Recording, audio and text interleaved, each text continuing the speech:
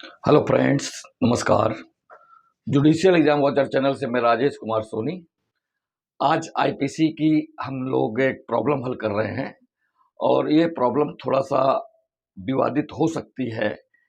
आपके तर्क हो सकते हैं, तो अगर आपके पास कोई तर्क इसके अलावा है जो हम सॉल्व करते समय देखेंगे तो कमेंट जरूर करिएगा। और चूंकि अगर आपके पास कोई तर्क है, कोई रीजन है, तो आपका आंसर भी थोड़ा सा डिफरेंट हो सकता है, तो आप आंसर भी कमेंट करिएगा।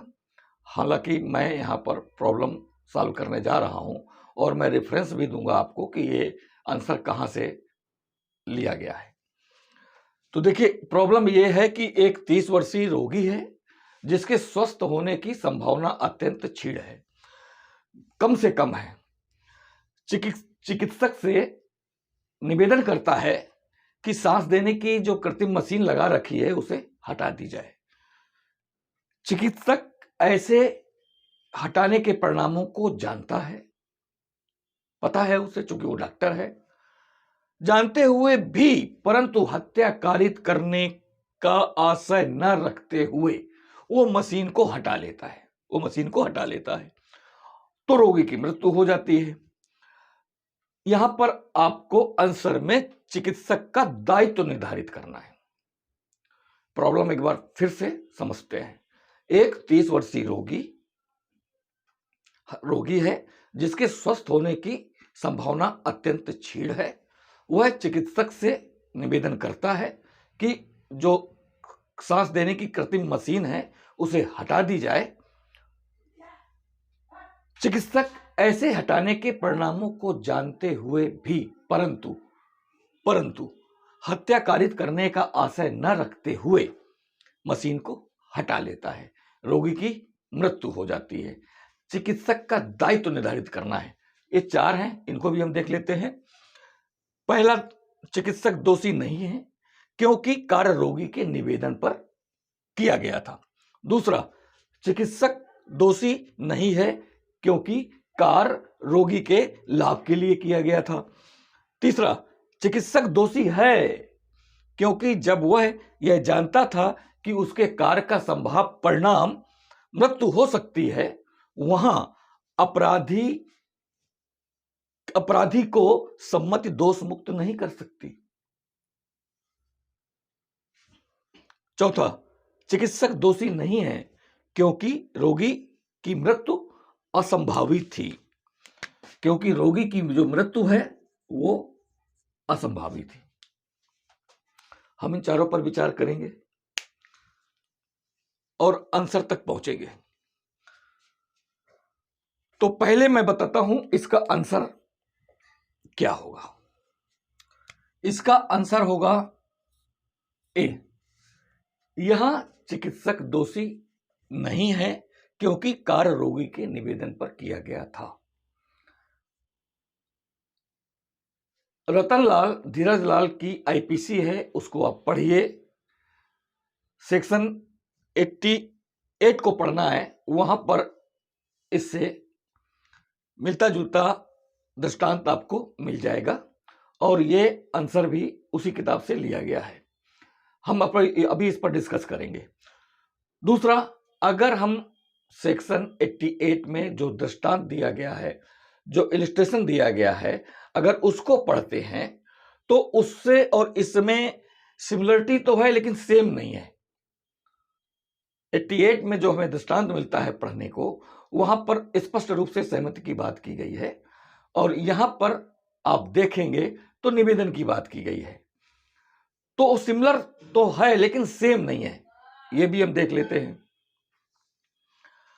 तो अब चलो इस पर विचार कर लेते हैं। सेक्शन 88 कहता है कि कोई भी कार्य अपराध नहीं है यदि क्षतिग्रस्त व्यक्ति के कंसेंट से, सम्मति से की जाए। सम्मति एक्सप्रेस भी हो सकती है, इंप्लाइड भी हो सकती है, अभिव्यक्ति भी हो सकती है और विउचित भी हो सकती है। तो सहमति एक्सप्रेस भी हो सकती है, इंप्लाइड भी हो सकती है। और ये जो सहमति देता है क्षतिग्रस्त व्यक्ति, तो जो व्यक्ति उसकी सहमति से कार्य करता है, वो व्यक्ति उस सहमत देने वाले व्यक्ति के बेनिफिट के लिए काम करता है, यानी कि उसके लाभ के लिए काम करता है और गुड फेथ पे काम करता है। सबसे बड़ी बात यह है कि कार्य करने वाले व्यक्ति का, जिस व्यक्ति को उसने सहमति दी है, जिसकी सहमति के अनुसार वह व्यक्ति कार्य कर रहा है, वह उसके अंदर no intention to cause death, मृत्यु कारित करने का आशय नहीं होना चाहिए। दूसरा, मेंसरिया भी नहीं होना चाहिए, नो मेंसरिया, मेंसरिया भी उसके पास नहीं होना चाहिए। तो सेक्शन 88 आईपीसी के जो इसेंशियल्स हैं वो इसमें देखने को तो मिलते हैं, लेकिन यहां कंसेंट की बात की गई है और इस प्रॉब्लम में कंसेंट कहीं नहीं दिख रही है। कंसेंट की जगह निवेदन शब्द दिख रहा है, निवेदन शब्द दिख रहा है, ये देख सकते हैं। चिकित्सक से निवेदन करता है कि, निवेदन की बात करता है। दूसरा, यहां पर लाभ भी नहीं दिख रहा प्रॉब्लम में, लेकिन सेक्शन 88 में बेनिफिट की बात की गई है कि जिस व्यक्ति को सहमत देता है या जो व्यक्ति सहमत देता है जिस व्यक्ति को कि वो कोई कार्य करे, तो वो कार्य करने वाले व्यक्ति को चाहिए कि वह सहमत देने वाले व्यक्ति के लाभ के लिए कोई काम करे। तो यहां पर लाभ भी नहीं दिखता है। अब आप देखें, क्या चिकित्सक ने उसके निवेदन पर जो मशीन, सांस लेने वाली कृत्रिम मशीन को हटाया है, क्या उसके लाभ के लिए हटाया है? तो लाभ तो उसका कहीं से हो नहीं रहा है। तो ये दो चीजें यहां पर जो सेक्शन 88 में है, कंसेंट और बेनिफिट, वो यहां नहीं दिख रहा। हालांकि तीसरी चीज दिख रही है यहां पर, no intention to cause death है, नो मेंसरिया, मेंसरिया भी नहीं है। तो डॉक्टर साहब के पास तो देखिए मृत्यु कारित करने का आशय नहीं है, आशय नहीं है इनके पास बिल्कुल, और मेंसरिया भी नहीं है। क्या दुश्मनी होगी भाई उनकी एक रोगी के साथ में? डॉक्टर की जो ड्यूटी है उसको उसका उचित चिकित्सा करे, उचित उसकी सलाह दे, तो ये उसकी ड्यूटी है। तो यहां मेंसरिया भी नहीं दिख रहा है। तो अगर हम इस निवेदन को सहमति मान लें तो चिकित्सक दोषी नहीं है, क्योंकि कार्य रोगी के निवेदन पर किया गया था या उसकी सहमति पर किया गया था। लेकिन लाभ कतई नहीं है। लाभ यहां पर कार्य रोगी के लाभ के लिए नहीं किया गया है, लेकिन उसके निवेदन पर किया गया है। निवेदन को यदि सहमति मान लें तो डॉक्टर साहब को हम दोष मुक्त कर सकते हैं। इसके लिए आपको रतनलाल धीरजलाल की किताब, आईपीसी की किताब आप देख सकते हैं, वहां पर यह मिला हुआ है। और यह जो क्वेश्चन है पीसीएस 2000 का क्वेश्चन है, वहां पर पूछा गया है।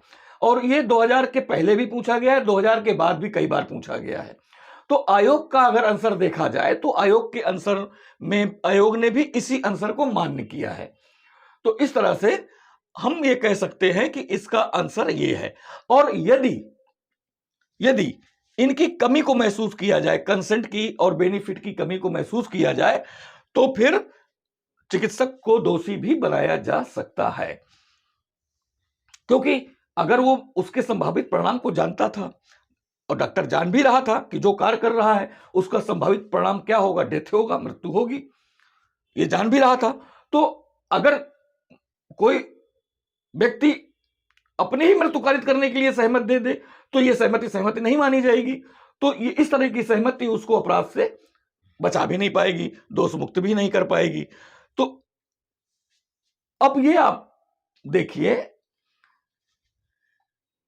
डिसाइड करिए कि निवेदन को आप किस सेंस में ले सकते हैं। आयोग ने तो कंसेंट के सेंस में ही लिया, तभी आंसर उसने ए को मान्य किया। आईपीसी की जो बुक है रतनलाल की, उसमें भी इन्होंने स्पष्ट लिखा कि यहां पर कार्य रोगी के लाभ के लिए तो नहीं किया गया, लेकिन रोगी के निवेदन पर किया गया है, और निवेदन पर किया गया है इसलिए चिकित्सक दोषी नहीं है, इस पर भी उन्होंने लिखा हुआ है।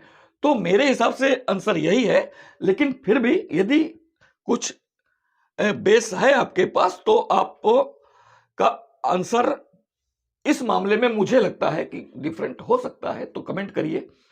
देखते हैं क्या आपकी ओपिनियन है, क्या आपके पास बेस है अपने आंसर की पुष्टि करने के लिए। तो मिलते हैं नेक्स्ट इसी तरह के कुछ उलझाऊ सवालों के साथ। Thank you for watching.